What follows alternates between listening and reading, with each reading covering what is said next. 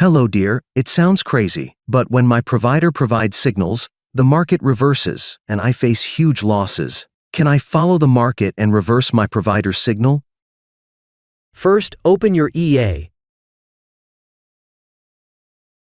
and enable both the reverse signal option and reverse signal SLTP in pips by setting them to true.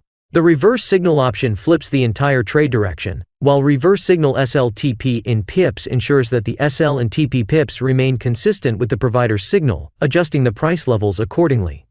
You may skip the second option if preferred. Now, let's test the settings. Suppose a buy signal is sent with an SL of 100 pips and a TP of 500 pips. You'll notice that a sell trade is opened instead, maintaining the same SL and TP pips, but adjusting the price levels accordingly.